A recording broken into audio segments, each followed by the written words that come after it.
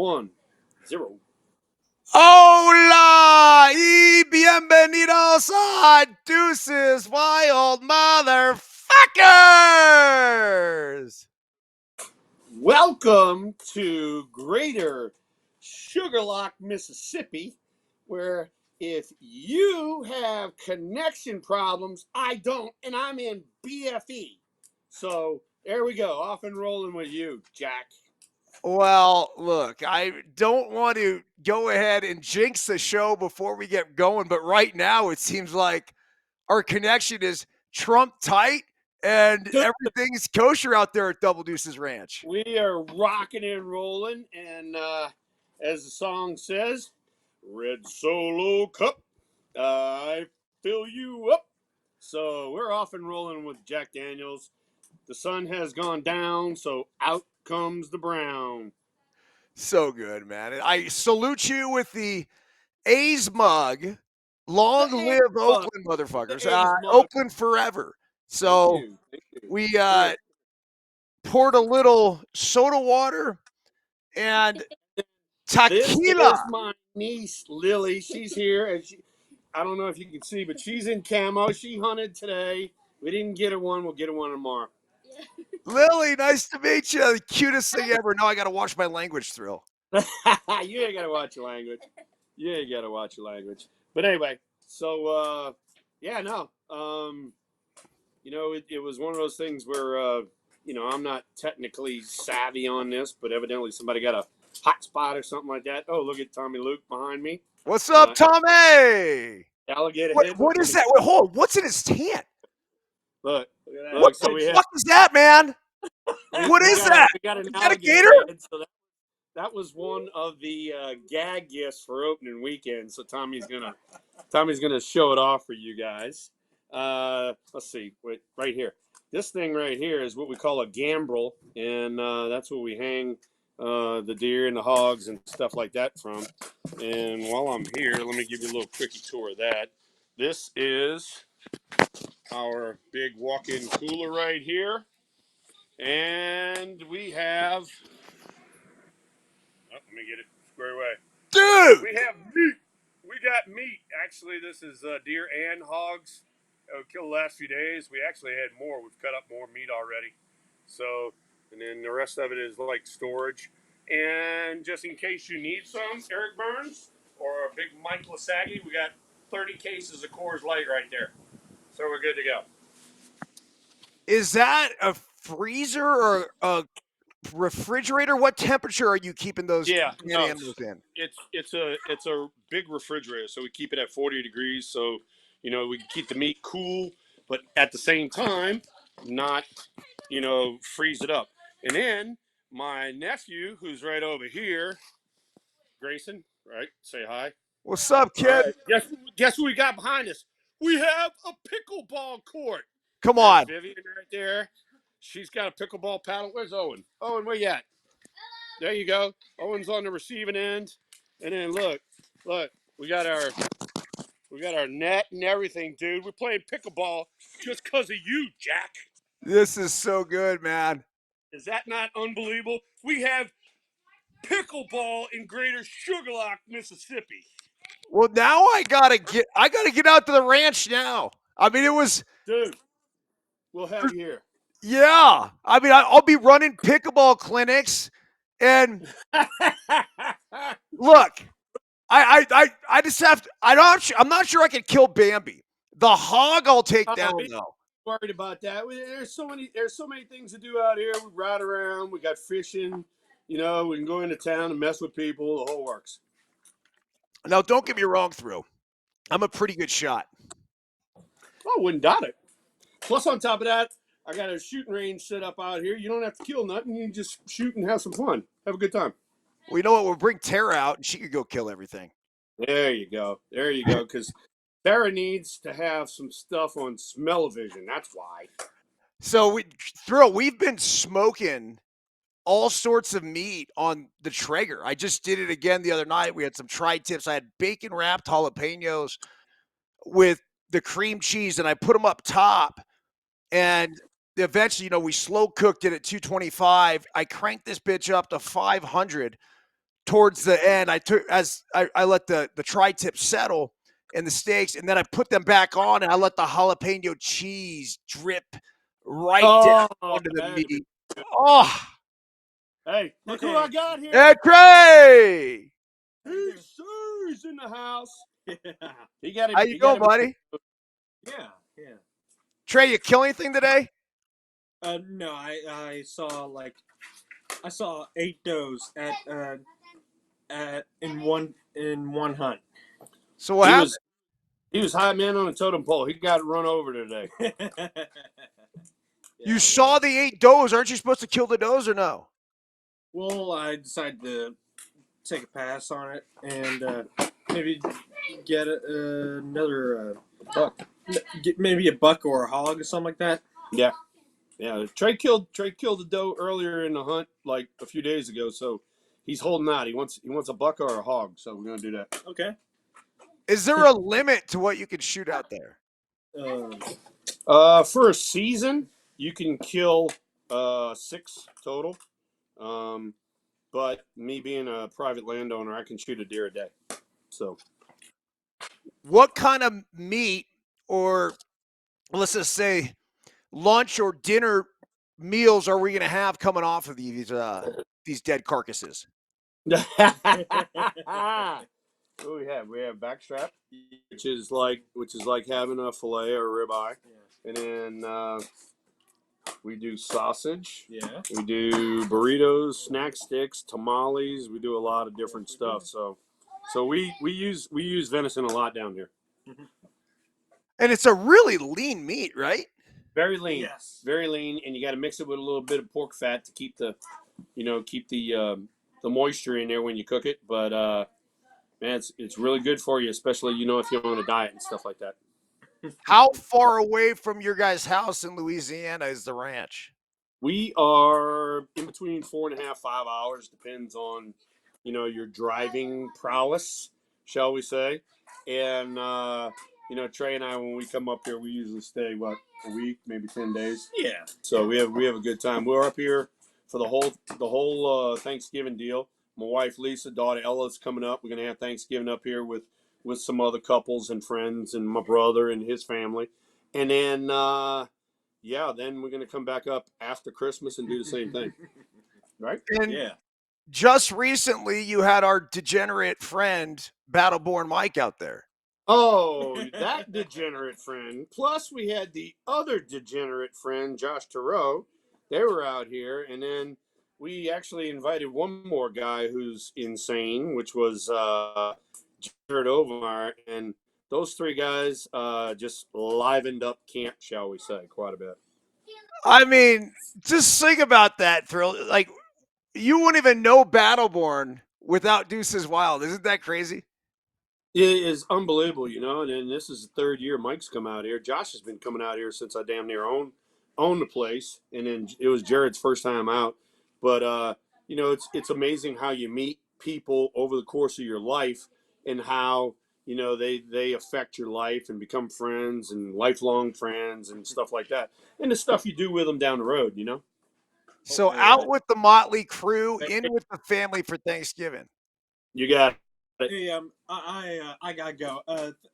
Thank you for the invite to the show, Mr. Byrnes.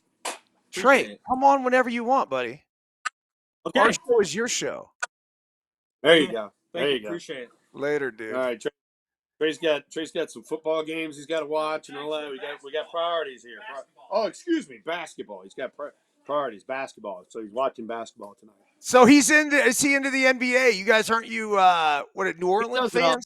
He does it all. He watches college, NBA, the whole works. So, and then here we got a little one of those minor league hockey teams down here. It's called Zydeco, and he just hit me up the other day. Wants to go do a Zydeco hockey game. So I got to go get tickets when I get home. Do you like hockey? I do. I like hockey a lot. It's amazing how fast that sport is. TV doesn't do it justice. When you get there in person and you see how quick these guys are going up and down the ice and how they are with their skates and not hitting people in the face with their skates and stuff, it's pretty amazing.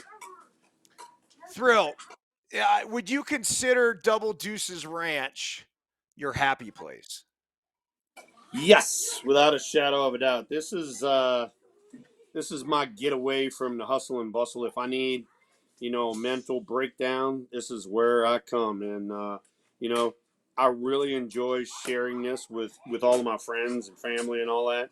But then there's one or two times where I need to just be me up here, and I'm like, people are like, well, I didn't know you were coming. You didn't invite me. And I was like, on purpose, because I Ha! need a little flow here and there. But the rest of the time I'm up here, man, I enjoy having all the family and friends, and let them enjoy a little of God's creation like I'm enjoying it. Who brought the pickleball net, paddles, everything? Who's the That would be ringleader behind that? Yeah, the guy, the little redhead stepchild that I showed you right there. He brought everything up here, set it up, and they have been having a pickleball marathon today. It's been going on since they got up, and now it's after 8 out here, and it's still going on in the dark. So, Do they have the lines put out, or did they draw any out of bounds and kitchen lines? yeah, they have not done that. And then we do have like sidewalk chalk up here and all that, but Yeah. I don't know why they hadn't done it yet. But I won't let them spray paint. So too bad. Ah, you know what we need to do? I mean, we just need to put in a whole fucking Oh, here we go. setup, Here we go. man. No. We don't need no pickleball court and all that craziness. They're doing fine with what they're doing right there. They're whacking the shit out of it. So And on top of that, we got not one, not two, but 3 Labrador retrievers. So they go retrieve the ball when the ball goes out of whack. that's perfect. So the courts I played on today, by the way, third shot pickleball in Reno. Good buddy of mine, Will, is the owner. It's been so fun to watch this thing come together. They have 9 courts currently, and they have the U.S. Open surface. It's like 6 layers. That's how particular pickleball players are about not only their surface, but everything else. It's super cool, man. And this reminds me to get to our title sponsor. Oh, yes. Let's get to our sponsor. Bet Online, the Thanksgiving holiday. Why not head to the world's most trusted betting platform and your number one source of online betting? Bet Online, from the earliest odds to in-game live betting, Bet Online provides you with constant real-time odds and action and the ability to watch the games as they happen. With the largest selection of odds on everything from football, NBA, college basketball, NHL, to UFC and boxing. Head to the website today to see why Bet Online is America's most trusted site for online wagering. Bet Online, the game starts here. Here, baby. Here, game on. Game on. They're keeping score. They've been keeping score all day over here. I don't know what the hell's going on. I love it. It's kids. They're fucking playing, man. And like, it's just what kids do. And when you take away devices and screens and you say, here's a net and here's some paddles and here's some balls and here's some dogs and go outside and play. Like, that's everything, Thrill. Dude, it's been so much fun, because even the parents that are here are like, hey, they haven't got on their phones one time. They've been out here playing the whole time. I said, that's what it's all about, brother. We create games. Let them play games. So, well, we're going to play some games tonight. And we're going to roll over the top 25 free agents again. We did it a couple weeks ago. We kind of mulled through it. Now guys are signing. Stuff's getting a lot more serious. So we're going to go over those top free agents. We're going to figure out which ones might fit with the San Francisco Giants. We then will open up, bare minimum, at least one pack of 1987 Topps baseball cards. There is 35-year-old, I'm trying to do math here, 37-year-old gum in here. do not eat the 37-year-old gum, all right? You're going to break your teeth. Thrill, I totally with you, but I think for the sake of the show, I at least got to put it in my mouth. And Oh God. All right. Hey, let's go hit ahead. let's free agents real quick. Let's do a rundown on that. We don't need to spend a whole boatload of time on that. No, I totally agree with you. So I've been reading a lot about Juan Soto, and it looks like there's about 5-6 teams who are in on him. I feel like it's going to be the highest bidder. I'm not sure if this guy gives a shit, right? Because if he loved where he was in Washington, he would have just stayed in Washington. If he loved playing for the New York Yankees and bought into all of that, he would have just signed a deal when he was with the Yankees and not even have touched free agency. Neither one of those happened. He turned down $440 million from the Washington Nationals. They traded him to San Diego. San Diego trades him to the Yankees because of his free agent year. And sure enough, I think the Yankees are in consideration, but it's the Mets, it's the Dodgers, it's the Red Sox, it's obviously the Yankees, and then you have the Toronto Blue Jays, who I don't know if you're like me, Thrill, but I'm starting to feel bad for them because they're the team that keeps trying to nudge their way into the party. Like, hey, remember me? I'm We're your here. We're here. reporter. Yeah, dude. All right. Ohtani absolutely fucked him last year. They were a pawn in the chess game that was Ohtani signing, and now here they are once again, and there's zero fucking chance he's gonna go there. So let's address all of this sort of stuff. All right, when you are in Washington and you turn down $440 million, the question goes out is how much is enough? I mean, how much is enough? I mean, he's in New York now. All right, got another New York team, got an LA team, whatever. I mean, how much is enough? How much can you spend? What are you gonna go do? Buy the freaking island out there? Or what? What are you gonna do? So it goes to show me though he doesn't want to be there. And it's not, I don't think it's personal. I just think that he wants to test free agency. And he was really into making sure he got to that process. Because just like you said, if you're 21, 22 years old, right, which is basically what he was, and you love the Washington Nationals, they won a World Series there. And you're that dedicated to the city, which I think he very easily could have been a really cool city. He could have been the king of DC for the next decade, yet he says no. But then he's in the most glamorous city in the world, and he had a chance to do the same thing with the Yankees, and he says no. No. And so, hey, look, it's going to play out how it plays out. The money's going to be a big factor. So, there are teams that are, as you just mentioned, teams that are in it, teams that are going to be out of it. So you got to go from there. But then, some of the other free agents that are out there, and Andrew even brought it up just now in the chat room, talking about Sasaki. You had even said about this guy, so we need to talk about him. Another thing too is because Bryce Eldridge is, in the future of the Giants, they need somebody to hold down the fort. I know Christian Walker from the Diamondbacks has been mentioned, and then they've been talking about shoring up shortstop, and I know Willie Adamz' name's been thrown around, and yet at the same time take Tyler Fitzgerald, move him to second, move him to outfield, whatever. So there's some interesting stuff that's going on with the Giants. And, I want to know from you about this guy, Sasaki. I don't know anything about him. Fire away. Okay.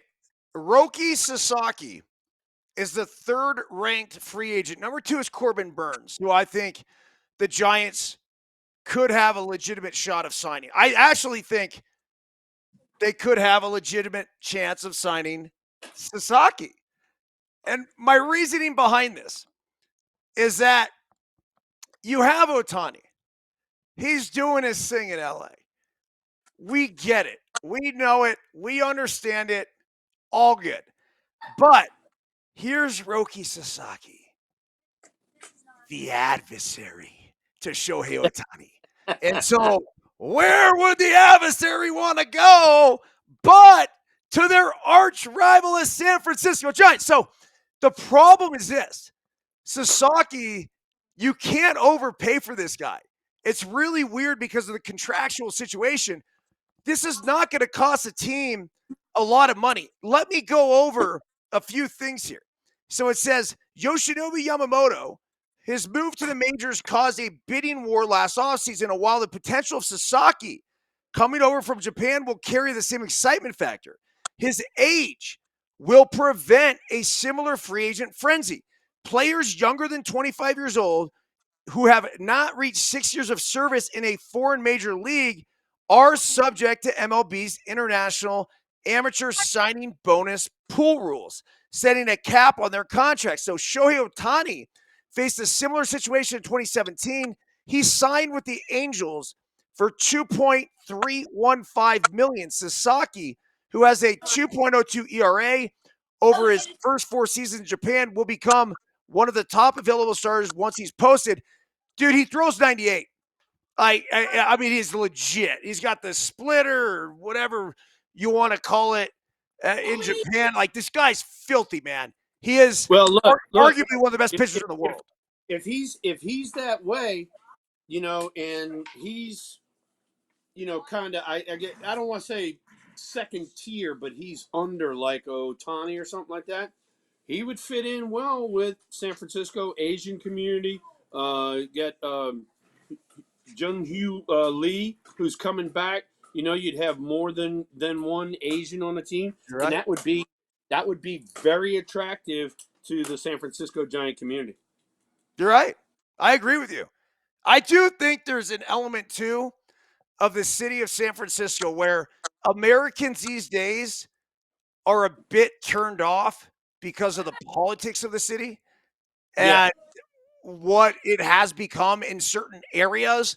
But I do think people around the world still view San Francisco as one of the most beautiful cities and top tourist destinations in the world.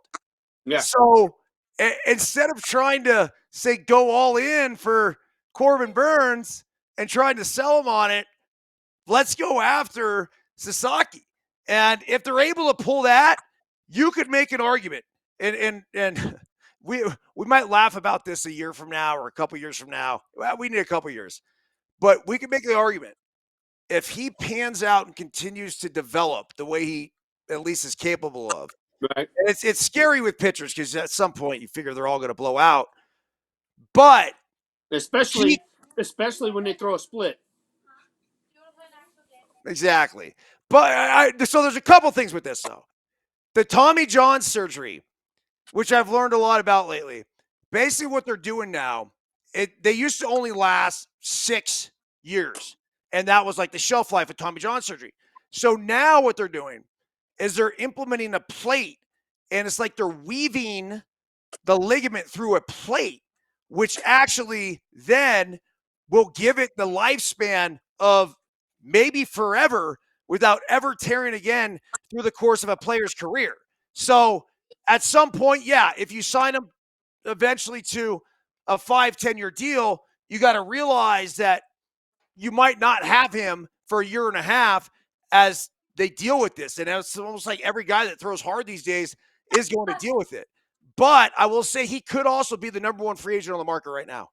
I got number you. One. Number one. I'm with you. All right, let's get into pretty quick the other free agents. Let's go over them real quick. Let's go. Number 4, Blake Snell. Your thoughts? I mean, top tier pitcher. Whoever's going to get him, he's going to get a stud who can just dominate at any time. Blake's problem, if anything, is the fact that he's a slow starter out the gate, but he finishes strong. So there you go. Number 5, your boy, Alex Bregman. Alex Bregman. All right, there might be a little sleeper right there. Third baseman, potential Gold Glover. Got some power. Evidently, from what I've heard, really good in the clubhouse. And he might be a little sleeper in the free agent part. Whoever gets him is going to be very, Very, very, very lucky. I think this guy's a gamer. I don't see him playing on anything but a winner. I heard Philadelphia floating around. Obviously, the Astros are going to do everything they can in their power to bring him back. All right, number 6, Max Fried, the left-handed pitcher from the Atlanta Braves. The Braves never signed a long-term extension with Fried, which is sending him to the free agent market. The left-hander had, let's see here, 3.25 ERA in 29 starts. Very quality left-hander. Okay. On that note, Thrill's screen goes black. Unless somehow, some way, the technical difficulties are on to me.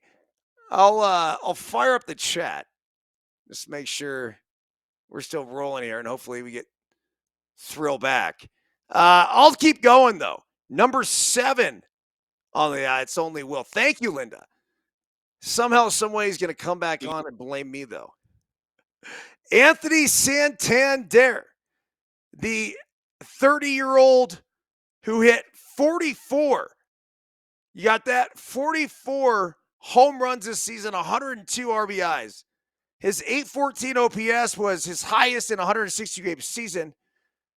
Look, Santander is legit. The question is, what's the market going to be like? Hey, there you got me back now? Yeah, I got you back, man. All right. What happened there? So you just went with Santander right there? Is that what I heard? 44 homers, Thrill. All right, dude. Yeah. Hey, he came out the woodworks for the Baltimore Orioles, and he's going to make somebody happy. And Heather, I agree. We're going to miss him with the O's. I mean, that was a huge part of that team. So the O's are getting in that territory too. They got to be careful, man. You want to keep your own, right? They've been successful for a reason. You can't start letting all these guys go. Well, and then here's the thing. Thank you, my brother. This is my buddy Rob, my best friend from college, and I just got an update on my Jack Daniels. Cheers. What's up, Rob? What's up? So look, the one thing that you don't want to do, and we've seen this, you and I have seen this, is taking, an organization that you got, the organization's going straight up and up and up. Tommy, look, get out the back with the deer head. And so what they're doing is you don't want to lose your key parts. That is the reason you made the playoffs the last few years. And, another thing too is that guy right there, Santander, he gave Gunnar Henderson and those guys some protection. So they were able to have the years that they had. Did you say Tommy and Luke get out the back with your deer head? Yeah, get out the back with the deer head. I don't know if you saw it, but he was behind me and he had a deer head going behind me. Tommy, I fucking love it. No, keep the deer heads coming. Some more. All right. Was that an alligator? That was an alligator head earlier, though. Yeah, that was a legit alligator head. It was one of the ones. It was one of the ones from our alligator season in September, and I had 2 of them frozen, and I gave one to Josh, and then I gave one to Jared for entrance fees at the ranch on opening day. Dude, how do you freeze an alligator head? I mean, you just put it in a freezer? Like exactly like you said, stick it in the freezer. So anyway, you chop the head off with what? Whatever you want.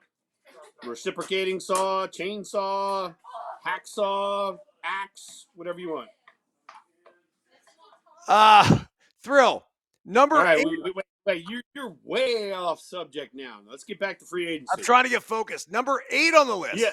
Hey, your focus is blown now because you got deer heads, you got alligators, you got all kinds of shit going on. Yeah, but I got kids running around. There's retrievers. Awesome. And then another thing too. Look, it's like 30-something degrees here, and we're getting ready to have a big cold front come through. It's going to get in the 20s, which is unusual for down here. So it'll be nice and cool in the next few days. Are you cold standing out there like that? No, I'm heating from the inside out. the kids aren't bothered by it either because they just keep playing.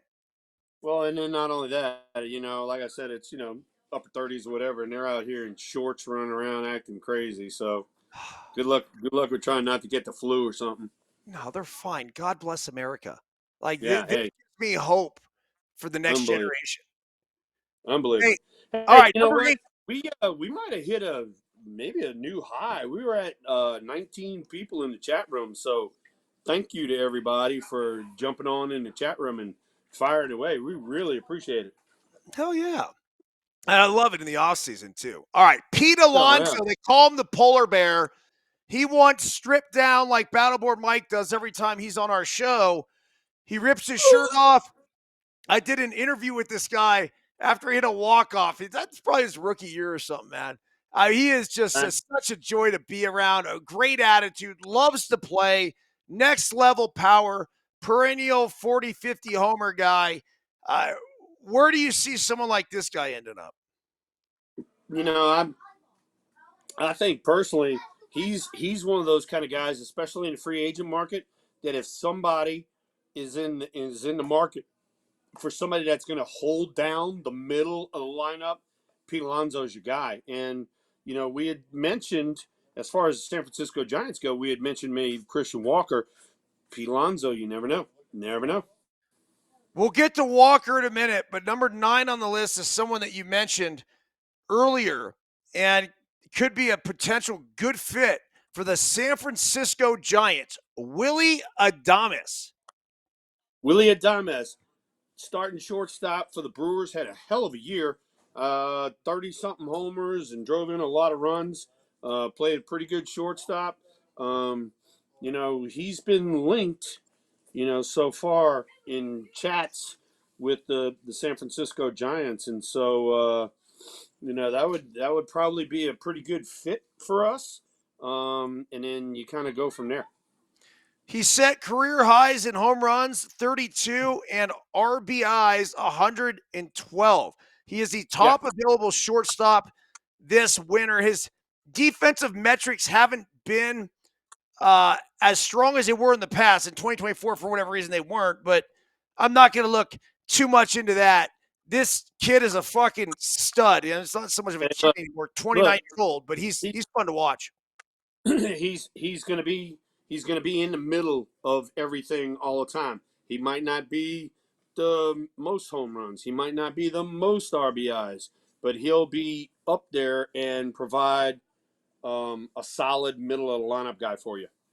You know what, though, Thrill? And I want to get your thoughts on this. I just feel like it's really difficult for the Giants to sign free agent position players. Why?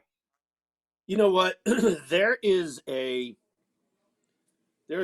stigma out there right now that San Francisco is not a good hitter's ballpark, which is bullshit. San Francisco is actually a real good hitter's ballpark, and one of the reasons why is because it's attractive for a left-hander because of McCovey Cove and all that. But if you're a right-hander, and I'm just telling you this, all you free agents that are out there, a ball on certain days flies out of left center, and so it is actually not a bad hitter's ballpark. And on top of that, you got triples alley, so you can get the triples. And then if they play you over in the alley, you can hit the ball down the line and get doubles. It's not a bad hitter's ballpark. I totally agree with you. I absolutely raked there my entire career. I loved hitting in that ballpark. I don't know why free agents are so gosh damn scared of it. I don't either. And it's like I said, it's that stigma that's out there. But like when we were at Candlestick, and because you were a kid going to the stick, we never made excuses. We were like, all right, it's going to be nasty. It's going to be miserable. I'm still going to go out there and do my job. And we did. We won. And, the same thing could be said for Oracle right now.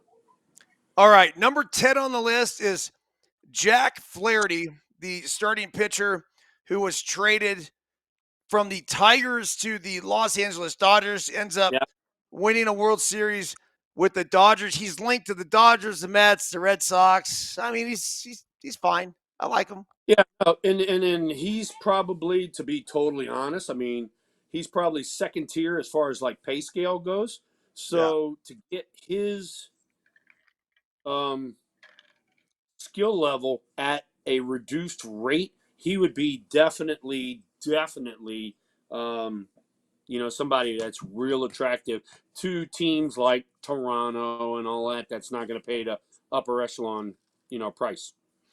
Number 11 on the list is Tanner Scott. Scott is a left-handed relief pitcher. He was traded from the Marlins to the Padres. He posted a 1.75 ERA and 22 saves in 72 appearances. This is pretty high on the list for a reliever, man. Number 11, Tanner Scott, left-handed Yeah, pitcher. no, he had a pretty freaking solid year and all that sort of stuff. And you've actually talked about him more than I have because I have not seen him throw a ton. Mhm. But you really liked him because we've had chats about him in the past, and it seems like, hey, look, left-handed relievers, those guys, they get picked up pretty quick. All right, number 12 on the list is Shane Bieber, longtime Cleveland Guardian. You got the Guardians trying to sign him back. It says the Rangers and the Reds. Bieber, when he's healthy and playing well or throwing the ball well, I mean he's as good as they get. This is a legitimate ace, so it'll be Right. interesting to see where he ends up. Let's Yeah. move on to Christian Walker, though, the guy that you've talked about several times, Thrill, a guy that I know you like a lot. Yeah, no, I mean, consistent. You know what you're gonna get out of him. High 20s homers, over 80, 85 RBIs. Plays a really good first base, but Gold Glove quality first base. And for the last few years, he's been a fixture in the middle of the lineup with the Diamondbacks. So, for what you get every year out of Christian Walker, dude, I think he'd be a bargain. Want to know the truth? Absolutely. It says potential fits Astros, Red Sox, and Yankees. He'll be 34 next March, making a longer term deal less likely. So we're probably going to see him sign potentially a shorter term deal. His OPS has been north of 800 for 3 straight seasons. He's just a consistent, like you said, man. Like count on 20 plus every single season, with the potential of maybe even up to 40 at some point. Yeah, no, definitely get it, and that's the kind of factor that it's going to play in with a lot of GMs. They're going to want somebody like Christian who might not get the salary that Alonso gets, but yet be just as volatile in the middle of the lineup. All right, number 14 is Nathan Eovaldi, and then 15 is another guy I know you've raved in the past about, Teoscar Hernandez. I'll never forget when he signed with the Dodgers last year, Thrill, and you're Yeah, like, "Fuck, really?" yeah, And you were yeah, pretty upset about it because yeah. they got him. And you're like, "Dude, that guy's a really good player." Yeah, and he's not the kind of guy too. I mean, that is a outskirts type of player. I mean, he was with the Dodgers because of Mookie and Freddie and Otani, but he could plug right into the middle of the lineup on a lot of teams, and that definitely underrated until he won the All-Star Game home run competition last year. Now all of a sudden everybody knows who he is. 33 home runs, 99 RBIs, 840 OPS in 154 games with the Dodgers. Take note of this. He signed a 1-year deal with the Dodgers for $23.5 million. That was last offseason. He's going to want more than that, but it also said he turned down 2 other offers. So that meant he knew what he signed up for, and he got it, which is a World Series ring. Yeah, and now he's got one, and maybe he's willing to spread his wings a little bit and go with another organization and try to get them into the same position that he got with the Dodgers. All right, 16 is Michael Walker. 17 is Ha Sung Kim. He opted out of an $8 million mutual option for the 2025 season. Kim missed the final 6 weeks of the season with a right shoulder injury that required surgery, likely ending his 4-year run in San Diego. A Gold Glove winner in 2023, Kim is the second best shortstop available this offseason. He could be a guy. Yep, potential fits. Braves, Giants, Red Sox. Your thoughts on Kim? My big thought on Kim is, you're gonna get the defensive aspect without a shadow of a doubt, but he's nowhere near a Willie Adamz offensive, output. And so, what do you want? Do you want more of a contact guy that's gonna play, good defense and get on base more and kind of slap the ball around, or do you want a guy like Adamz that can be a force in the middle of the lineup? And that's kind of where Kim's going to come into that decision-making process. Okay, 18 is Carlos Estevez, a relief pitcher, 32 years old, 2.45 ERA between the Angels and the Phillies. Then you have Clay Holmes. Holmes had a roller coaster walk year as a righty, earned his second All-Star nod in just 3 years with a strong first half, and then lost his closer job in early September after suffering his 11th blown save of the season. He resurrected his value with a good finish and a solid postseason, putting him there. Yeah, I mean, it'd be a nice add to any bullpen. Yeah, he'd be a good addition to a bullpen, but the kind of 11 blown saves for me personally is kind of a red flag that, hey, look, he's not the closer, he's a setup guy. All right.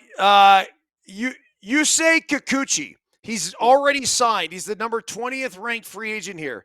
He signed a 3-year, $63 million deal with the Angels. Yeah. Huge. Well, the Angels needed to upgrade.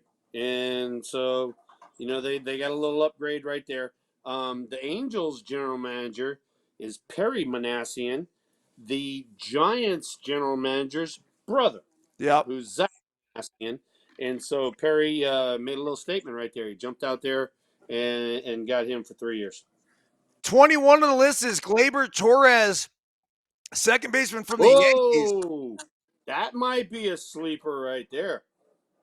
Yeah, it says Torres struggled to find consistency throughout much of his platform season, but he finished with a flourish. After being moved to the leadoff spot, he hit 5 homers, 18 RBIs, 856 OPS over his final 31 games to carry momentum to the postseason, where he continued to perform well. In a free agent market devoid of second base talent, Torres should draw plenty of interest. The Mariners, the Tigers, and the Yankees all said to be interested. Yeah, that's correct. And like you and I talked about before, it's not how you start, it's how you finish. He finished strong, and as you just said just there, devoid of second base free agents. He's the headliner at second base, so he might draw some interest. This next guy's interesting. His dad's like a former Mr. I want to say Mr. Canada or something. Tyler ONeal. A change of scenery proved to be a perfect tonic for ONeal, who hit 31 homers, 847 OPS, and 113 games for the Red Sox after a pair of down seasons with St. Louis. The 2-time Gold Glove Award winner should be highly sought after during this offseason. It's funny. He does have a history of a bunch of injuries. I mean, the guy's built like a fucking... Yeah. He's one of those guys that got hurt because he's got too good of a body, That goes back to what you and I are talking about. Hey, dude, you need about 18% body fat because you can't pull fat. You certainly cannot pull fat. That's what Troy Gloss always tells me. But anyway, no, I mean, dude, he had a hell of a year. Kind of flew under the radar. But the one thing that you and I both know is, look, you're going to have your good days offensively and all that. But being a Gold Glove outfielder, 2-time Gold Glove, dude, that's a little feather in the cap right there. It might draw some interest. Yeah, certainly. He plays the game the right way. All right, number 23 on the list is a guy that I wouldn't mind seeing back. I mean, with the Giants, he's good. Sean Manaea. He opted out of a $13.5 million contract for 2025. The Braves, the Mets, and the Red Sox are said to be interested. He went 12-6 with a 3.47 ERA in Queens this year. Yeah, and he was probably the Mets, one of the Mets, I guess you want to say most reliable starters there at the end of the year. So he found like another gear. So he created a little bit of a buzz, and we'll see what happens to him during the offseason. All right, the last two guys are really interesting. Number 24 on the list, former teammate of mine, Max Scherzer. There you go. 40 years old, the likely Hall of Famer, has made only 17 starts since joining the Rangers at last year's trade deadline. He went 6-6, 3.57, so he pitched fine. Although Scherzer was limited to only 43 and a third innings due to back and hamstring injuries in 2024. I mean, 40, like, this basically nothing. He does believe he can still pitch at a very high level when he's healthy. He will obviously take a massive pay cut from the $43 million. I don't think he gives a fuck about money right now. I guarantee you he's just looking for the right spot to give him the right opportunities to give him a chance to succeed, right? And potentially. I think you're kind of right. I mean, he's done everything personally he wants to do.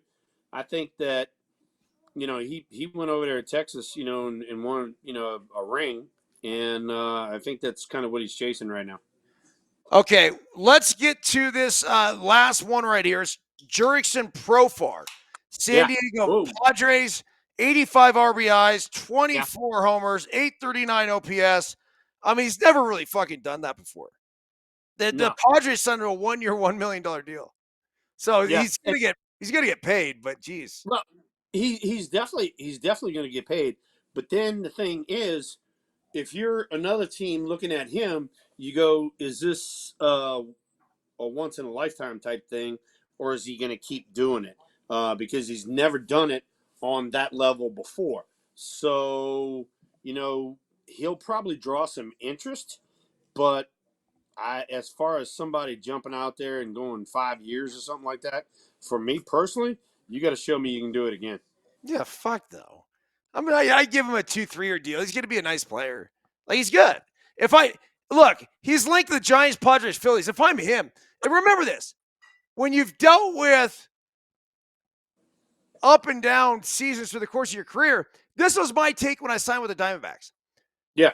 When they offered me an extension, it was, I'm happy here. I've been successful here. Why would I change anything? And if I happen to fail here going forward, at least I know I made the right decision because of whatever, where is all of a sudden you leave and then for whatever reason that failure happens. Like, oh, damn, man, I should have stayed where. Like, I do believe there's something to having the success with an organization and then sticking with them. I think that's fucking important. So I'd be shocked if Padres don't get this done and bring him back. There you go. I get it. And I'm definitely in the same boat as you. I agree with you. So there you go. Hey, Thrill, though, the Giants are linked to Jurickson Profar. Where would he fit in with this club? Well, I mean, he is a speed element that we definitely need. And, he did a pretty damn good job in the outfield last year. And so, I mean, that would be an upgrade for us in the outfield. Okay. Moving on now. The place is here. The time is now. Oh God, here we go. While I got you here, hey Rhett, give me a shine on the double deuce over here. I'll show you this because you guys probably haven't seen this before. There you go. No way, man. Look, that was the 22s from the Giants jersey retirement, and they came to the house, and I brought them down here and put them on our like 4-wheeler shed. That's one of our UTVs right there, Can-Ams, and I put it out there. So I figured I'd show you because of Deuces Wild. I got the 22 for us, baby. The 22. So those were the 2-2s that were on the field. Yeah, those were the 2-2s that were on the field. And it's kind of funny because the bases that came with them, believe it or not, we're using them. We're using them to stack wood that we burned in the fire pit. So all the stuff from San Francisco is going to good use out here. That's so cool, dude. All right, well, let's get to All it. right, let's hit the cards. Let's hit the cards. Go ahead on. We'll go through one pack. I just want you to react. I can't get enough of this. God. This is my favorite card of all time. This is the only card I took out of my shoebox. It's still stored at my mom's house because I love this card so much. It is the Billy Ripken fuckface card. My man, Billy Retard Ripken. Come on, is that what you called him? No, he's a mess, man. So I played against him for a little bit, and then I played with him in Texas. And after that, needless to say, I played with Cal. And God Almighty, I mean, he was one of the, and he's been on the networks with you and all that, but just one of those great baseball guys. I mean, when you needed to make a point with a younger player, and let's say he wasn't listening to you, I'd go get Billy and, hey, Billy, you need to beat on him too. And Billy would go over there and beat on him. And great dude, man, baseball addict, and member of the Ripken family, as well known as they get, and just a great dude. I love him. He's as knowledgeable of a baseball guy that I've come across. Hell yeah, hell yeah, hell yeah. If he ever wanted to manage, coach, whatever, and obviously I think he's living his very happy life doing some TV and running the Ripken Baseball, I'd say academy, right. But like Cal Ripken Baseball is fucking huge. Or Ripken Baseball, I should say, is gigantic. Yeah. They've done a really good job in the youth game and beyond. That's awesome. All right, so here is the 37-year-old. No, don't do it. Don't do it. Don't do it. I want to get the microphone really close so you can hear the crunch, right? Oh God.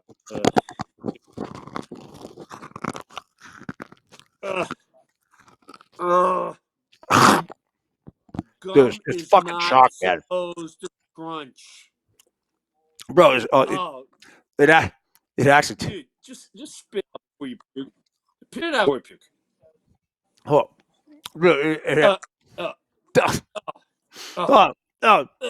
it's like a fucking. Spit it out. Good Lord, I can't believe you put yourself through that every time we open one of these packs. We got to do Unbelievable. It. We got to do it. It's our responsibility to humankind. Giving you to pass, and you keep doing it, goofball. Let me wash it down with some tequila. Hold on. There you go. That'll be a good thing to do. Much better. Okay. They're washing a lot of shit down with tequila right now. So here's the pack. 1987 Topps. Like I said. All right. And all right. I have no idea what's in here. Big boy. But I'm going to start with this guy. I mean, if this guy is not a serial killer or a pedophile, he's a Major League Baseball player. Jim Ganner. Have you ever heard of this guy? Jimmy Ganner, second baseman for the Milwaukee Brewers. He was actually the second baseman when Robin Yount was the shortstop. And just part of that Brewers franchise back then in the 80s that were so damn good, and Ganner was right in the middle of that. Apparently, holy shit, man. Like, the guy's kind of legit. He didn't have a lot of pop, but he's a career 275 hitter and played a fuck ton of years in the big leagues. Jimmy Ganner. Yeah, no. And that thing, he played with Milwaukee with Robin Yount and Al Oliver and all of those guys over there. I mean, they had a pretty good little run of things. Yep. Does he not look like a serial killer?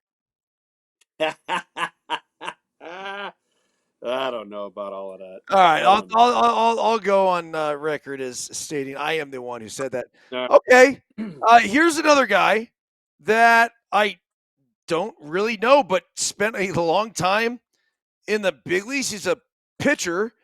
He was with the Brewers for a long time. 1 year here with the Tigers, the Angels, and then back to the Tigers in '86, which brought up this card right here, Jim Slayton.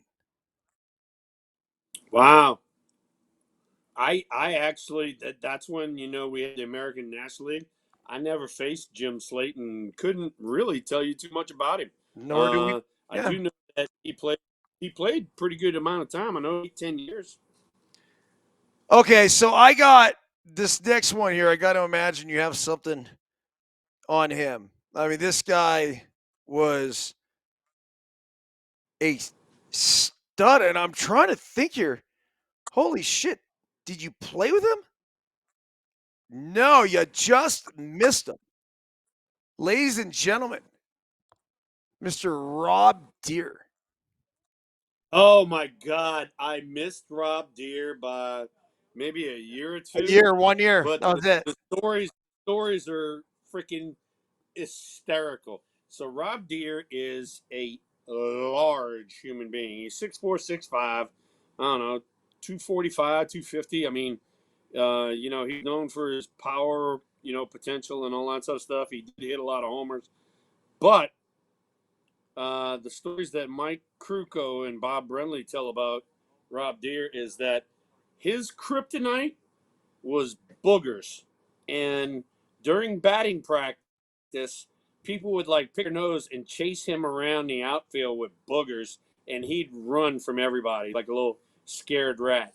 So, Rob Deere, here's to the booger eater. The booger eater, man. Rob Deere. I mean, that guy had some serious pop, though, huh? Oh, dude, he had unbelievable pop.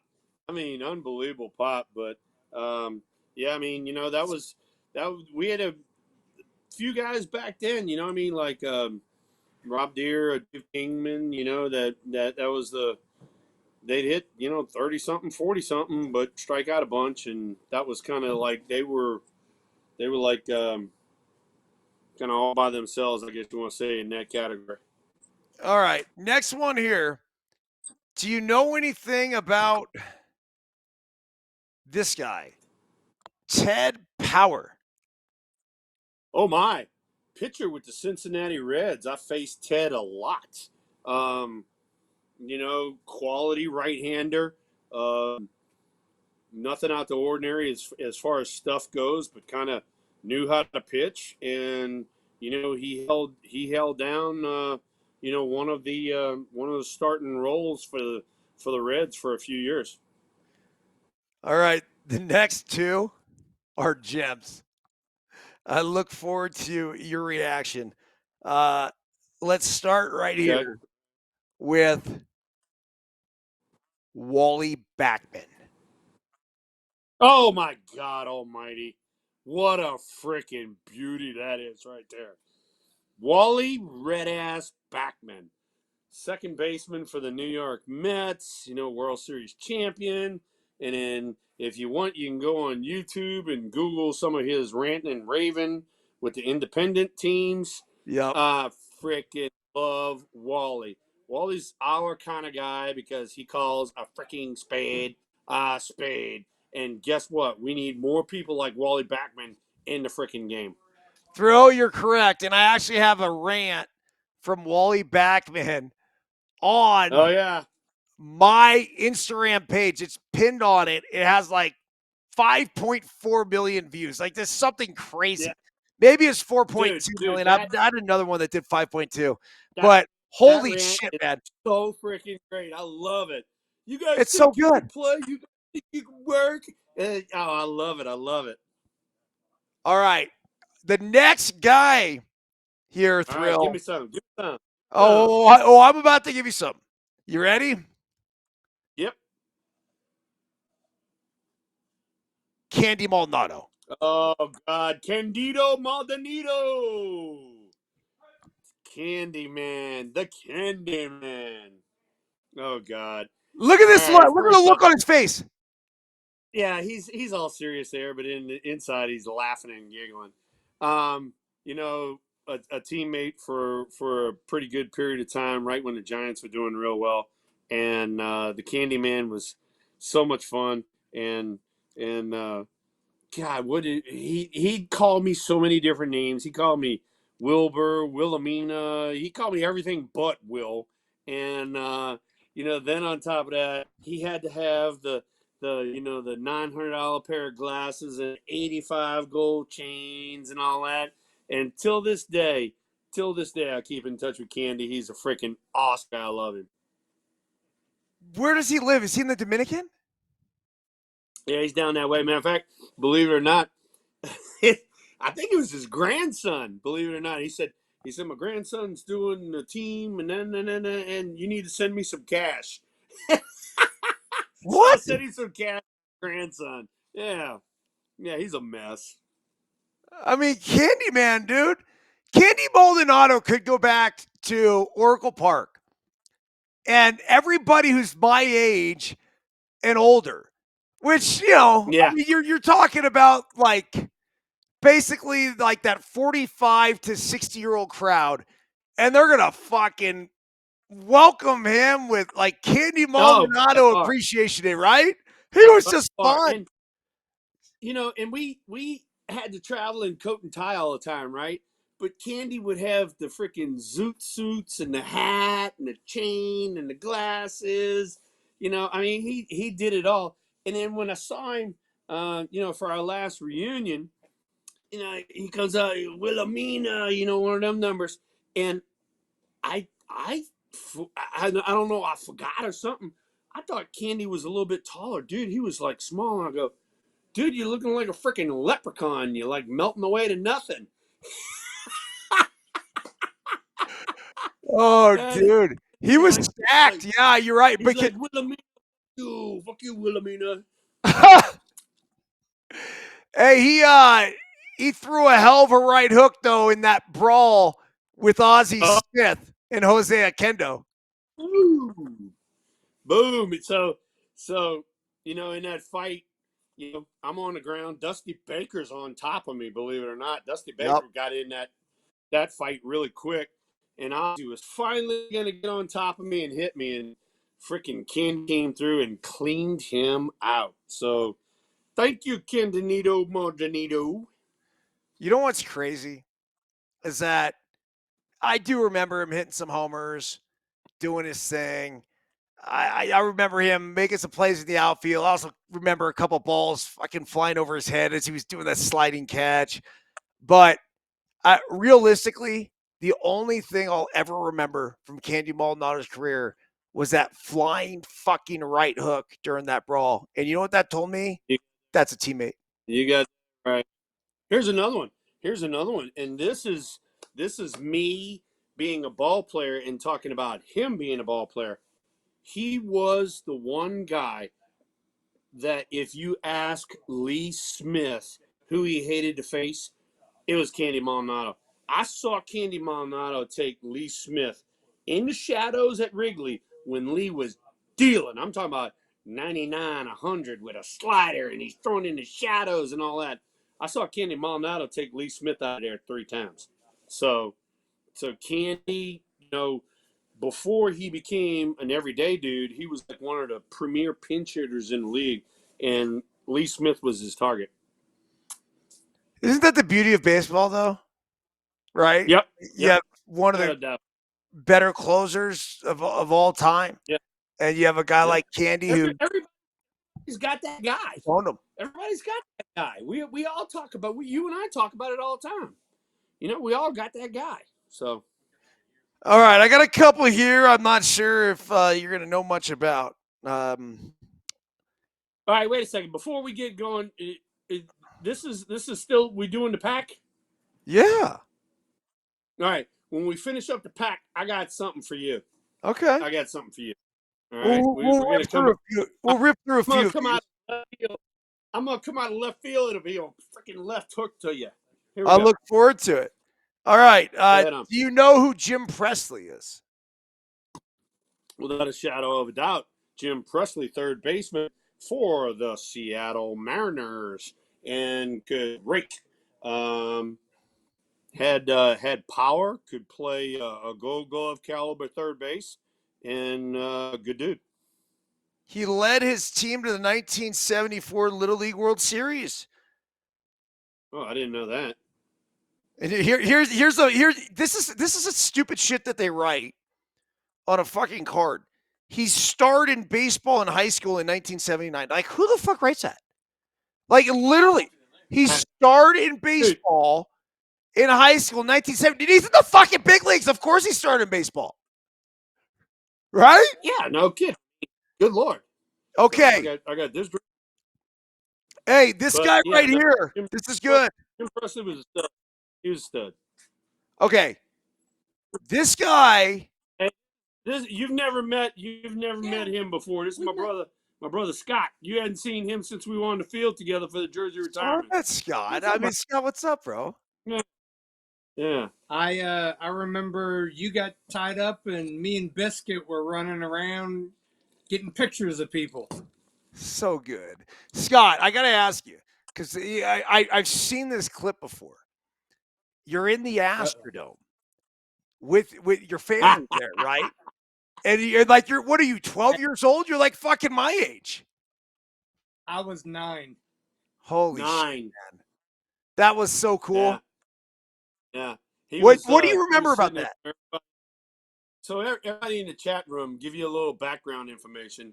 I'm coming up from my first at bat, and Scott's 9. He's sitting next to my mom and dad, and he's screaming, "What did you say? Hit a home run! Hit a home run! Come on, Will, hit a home run!" And my mom chastised him and said, "Oh, we just want a base hit." Yeah. You know, or I'm like, all right, whatever, get a base hit, and crack here, and just everybody goes nuts, and it was like, hey, nothing new for Thrill over here, so all right, cool, here we go again. Yeah, and I had to have a talk with my mom after that. I'm like, tell Scott not to say stuff like that, and tell what stuff like that.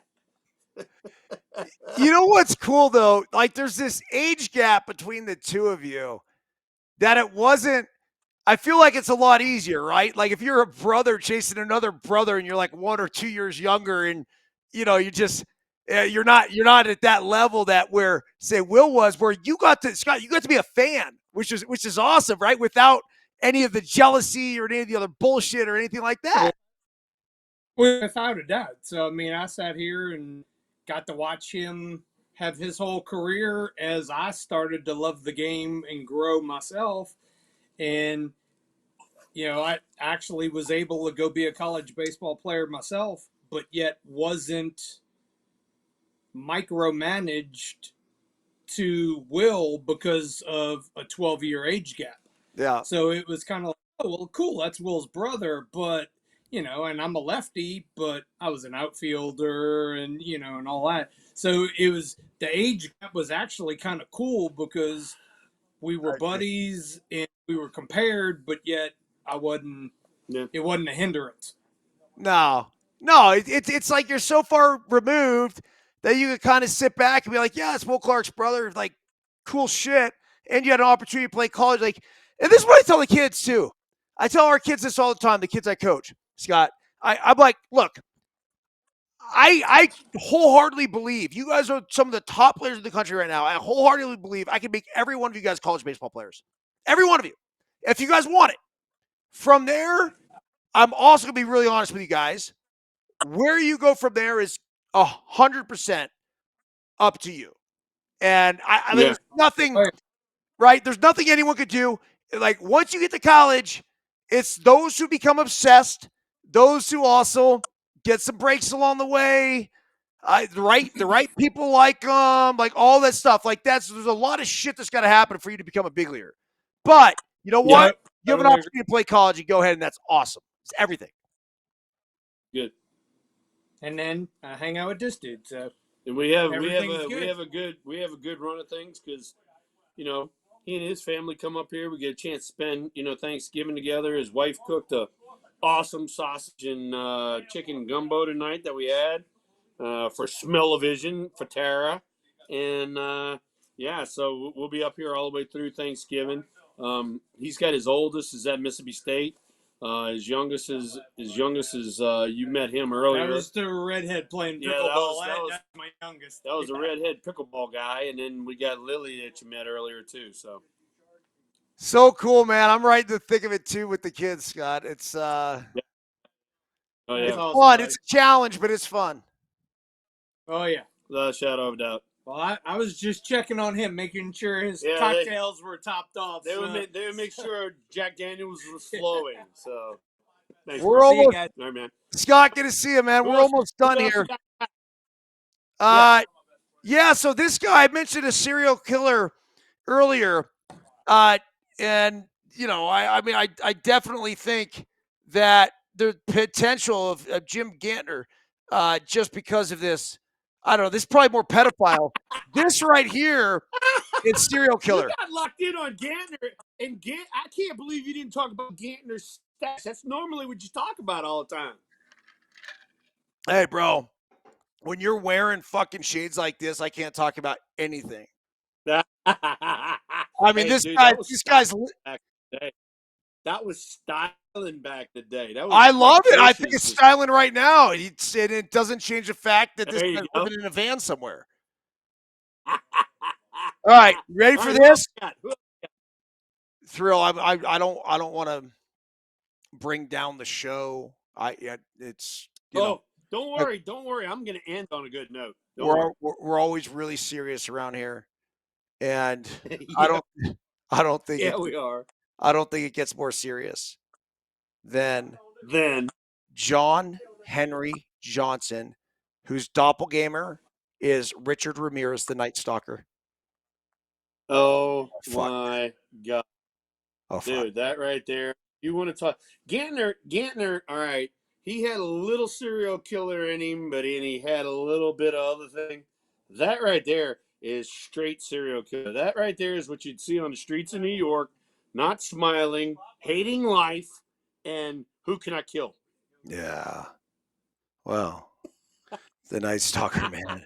I mean, he scared the shit out of me when I was a kid. I used to run. I had a goat. His name was Ebenezer. And I used to run. I had to feed Ebenezer at night, right? He's out in the goat pen. And so I was so scared of the Night Stalker that I'd open the door. I sprint as fast as I can and get the food. Boom, boom. Sprint back. 200 beats a minute. My heart's pounding. I mean, the Night Stalker scared the fuck out of people. Thrill. Anything else? We good? Yeah, I mean, we got a couple more. Let's see. Let me see. Tommy. All right, let's do this guy right here. I mean, we got a lot more. Do you have anything here on Willie Wilson? Stud. Start, keep, cut. Got it. Willie start Wilson. Bench cut. Yeah, start bench cut. That's it. All right, I got one for you. So Willie Wilson, when the Royals won the roll, dude, I mean, he made them go. He was at the top of the order. He's leadoff hitter. Behind him was Frank White, and they set up Mr. George Brett. So if the Royals won a roll, it was because of Willie Wilson. And one quick fact about Willie, he was big time into chewing the toothpicks. Always had a toothpick in his mouth. Okay. So who wants to play start bench cut? No. I got the start bench cut for you. Let's fucking do it. That's where. Okay. I'm ready. I'm ready. Mixing. Okay.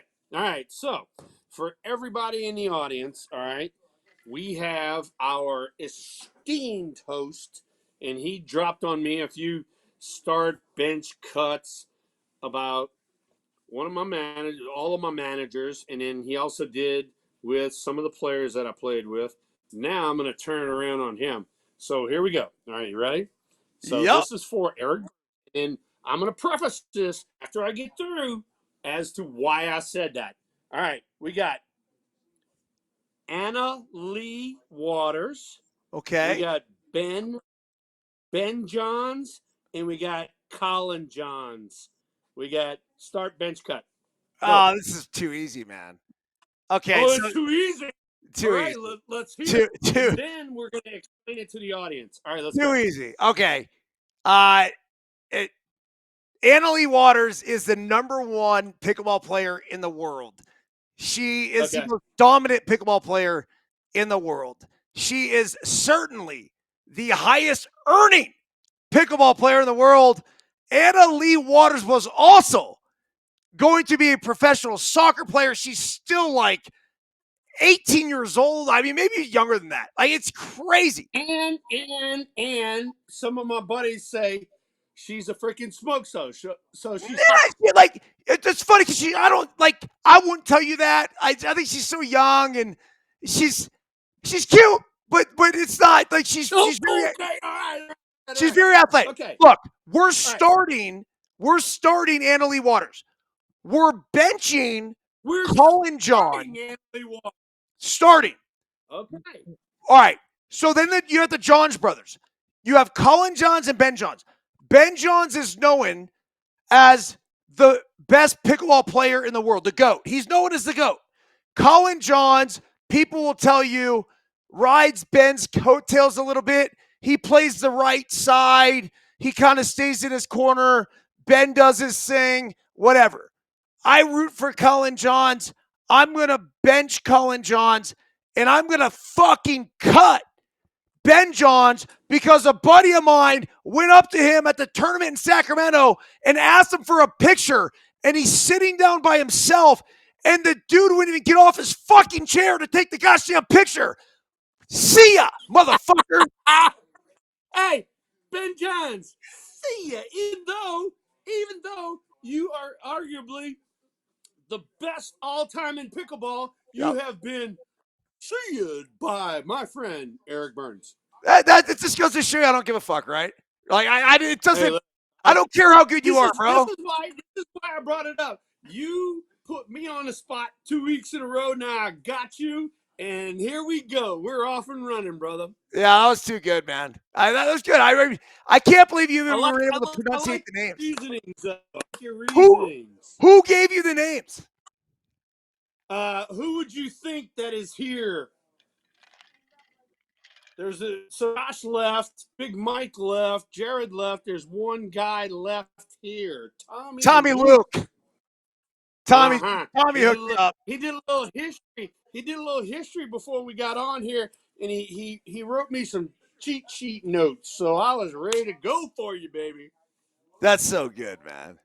That is really good. Hey, that's why we have so much fun, me and you. I feel like we need one more start bench cut, man. I mean, that's just to finish the show off. I mean, we're done. All right, hold on. Let's do it. Let's do one more start bench cut. I know. I have two of them here. I need one more. Okay, you ready? These are go ahead. These are three classics right here. Start. Right, bring it on. Start bench cut. Wally Backman. Okay. Uno. Dos is Jim Ganner. Okay. And tres is John Henry Johnson. Oh God.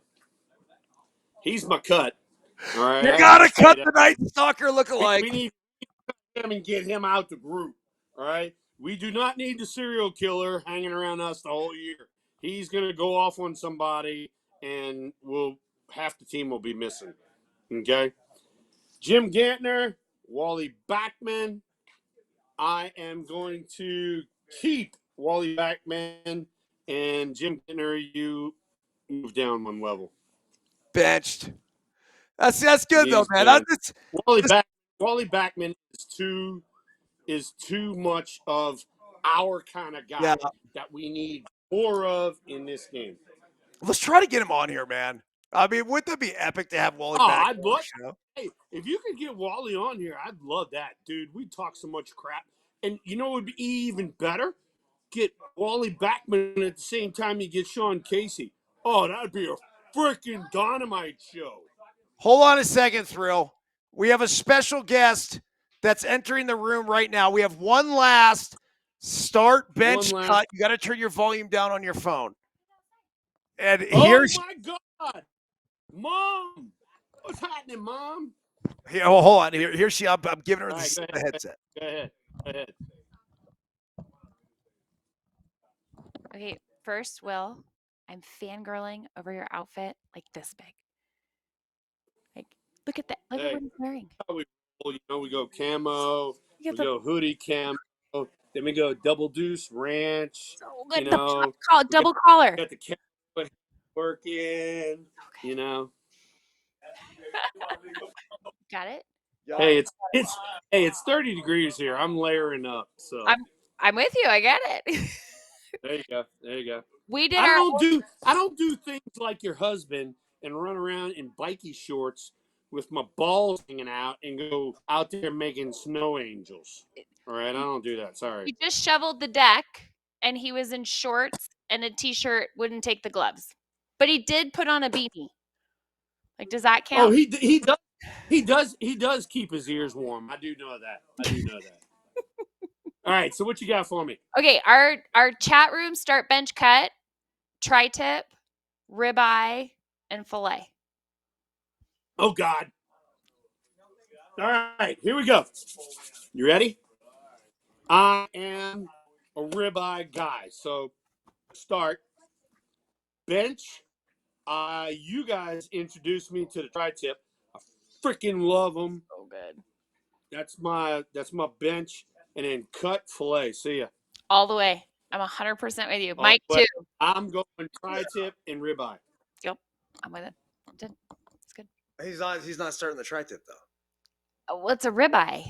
Dude, you guys are the ones that got me hooked on that. You and Big Mike in the chat room. That's who y'all got me hooked on it. And every time I had tri-tip, wham, I'm all over that. It's so good. But I copy Will. I start a ribeye.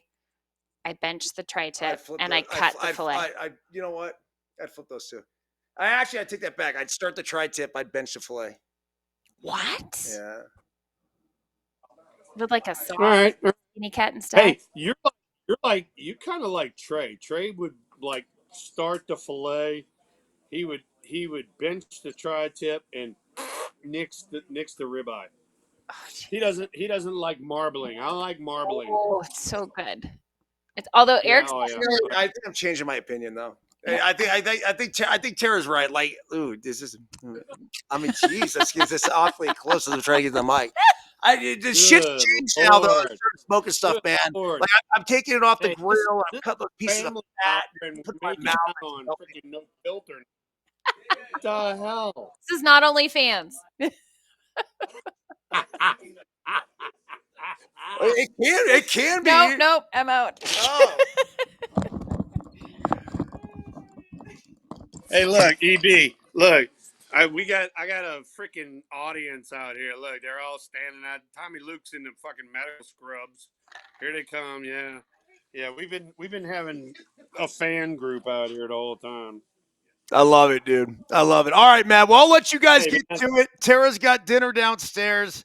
Solid start bench guy. I am with you guys. I gotta apologize about putting the fillet second because I'm fucking cutting the fillet. I used to like fillets. I used to order fillets because I thought it was the right pea to me. Like fuck that, dude. I'm done with that. I'm just done with it. I'm done with the fillets. Hey, dude, I can tell you, I can just tell you this right now. I mean, no shit. Between you and Big Mike, and I had got introduced to the tri-tips, when I was in San Francisco as a player. But I mean, I really didn't get into it like I've got into it about the last 5 years in a row. And it's like, oh my God. And on top of that, Trey crushes the tri-tips. I love it. Yeah. There's some of the tri. You just can't go wrong with the tri-tip. Just can't do it, man. Yeah. And then you got Josh over here going filet, ribeye, try weighs 130 pounds. So we lost it. I still have your volume. You're good, man. All right, dude. All right, I got you back on. So Josh, when you weigh more than 120 pounds, you can come talk to us about food. In the meantime, fuck you. Josh he's got a lot of the Bay Area in him, man. Oh yeah, he does. It's you don't sometimes you can't blame them. You just blame the place. And we love the Bay Area. I grew up in the Bay Area. It's home. It's it's a little different than the South. It's just a little you grow up and hey, that's what Big Mike came down here. You know, he's been down here 3 years now. Jared came down for the first time. Josh has been coming down for forever. But it's like, you know, they come down, they get a dose of reality as to what kind of how you're supposed to think sometimes instead of way out yonder. Well, I would encourage this. Think how you want to think. Like, take in all the information, and it is what it is, or it is what it isn't. But apparently, there's a lot more free thinkers than we actually thought around the country. So, God bless America. Yeah. Yeah. Battleboard Mike, good to see you in the chat. I'm glad that I'm glad you were able to be a part of this show. I'm glad you were able to go out to Double Deuces Ranch. I mean, what a cool experience for you. And yes, certainly No Filter will take all the fucking credit, dude. Yeah, hell yeah. Mike helped me out with some of my management and gave some guys some meat. So he did a great job. And then Josh and I have been at it for a while. Josh actually wanted to come out here and kill a big hog, and he and I got that done. He killed a 220-pound hog, so we had Hogzilla. So Todd Miller, Todd, this is fantastic. How about let's start bench cut spam ramen noodles and PB&J. That's all my ass ate in the cow. I got this one. Todd, I am so with you. Start would be spam. All right. Oh. Bench would be PB&J, and ramen noodles. See you the fuck later. No way. I'm Oh, starting. yeah. I'm starting the All you PB&J. ramen noodle people, y'all kiss my ass. PB&J? No way. PB&J, baby. I grew I'll up eat on PB&J every day for the rest of my life. I love PB&J. PB&J, and then spam. My dad had it every duck hunt and every fishing trip we ever made in my life. So I'm never getting rid of spam. Oh, I love it. All right, bro. We Shut get up! Get out of here, Tommy, you jackass. I can't even see you anymore, dude. You I guys, don't care you whether guys you go see enjoy me the or rest not. of your night. All right, Thrill, have you played pickleball yet? You got to play, man. No, I've been letting the kids play pickleball. We Why can would fucking I get on play? that action, dude. Dude, if you play pickleball, you got to move. I don't want to fucking move. I want to sit my ass down. That's a girls' game. Bro, we got the Senior Pro Tour waiting for us. Senior Pro Tour of what? Glorified fucking badminton? Yep. Yep. Hey, That's look, it. I actually held a pickleball paddle, so there you go. For the picture. For the picture. That was good. We got the picture certainly, and it was you sitting there holding. I want to see you playing. At least we got you holding now. Yeah, nah, you're funny. Hey, all right, dude. Well, hey, seriously, man, I tell you what, I didn't kind of know how this show was gonna go. I mean, shit, we're out in the middle of the boonies, hunting and fishing, and you were there at the house, and we didn't really have too much to talk about. And dude, this was a freaking awesome show. I loved it. I thought it was great, bro. It's what we do. We come on here and bullshit about spam, ramen noodles, and PB&J. What the fuck? There you go. Hey, check this one out. So next week is going to be Tuesday.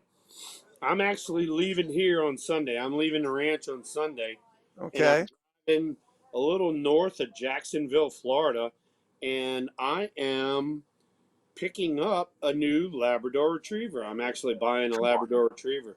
So we'll do the show from outside of Jacksonville, and I'll introduce you to the new doggy. Hell yeah, dude! That'll be super cool, man. Yeah. Do you know what you're gonna name the puppy yet? Yeah, well, he's not a puppy. He's actually kind of a finished dog. He's like, oh shit. Yeah, he's like 16 months old, and his name is Doc, and all of the commands that he does revolve around his name, which is Doc. And so I don't mind Doc, so I'm gonna call him Doc. That's incredible. I mean, I have 5 bulldogs that sit around, they fart, they shit, they snore, and they piss everywhere. Like, you're actually getting a dog that's fucking useful. Yeah. I'm gonna get a dog that I'm gonna hunt with on the duck side of things, on the deer side of things, and then he's gonna be a family dog as well. That's awesome, man.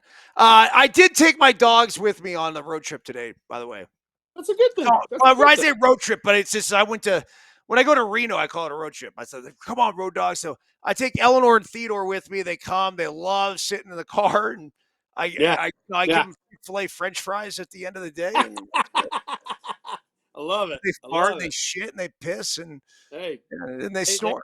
Good old time, brother. Having a good old time. All right, dude. Well, send my love. Happy Thanksgiving, dude. Very grateful for our show. Very grateful for you and the fam, and fantastic. Have a fantastic holiday. Hey, brother. Love y'all. Thanks for everybody in the chat room. Yeah. You guys have a great Thanksgiving, and we will see y'all next week. All right, Thrill. Much love, and for everyone else out there. See ya!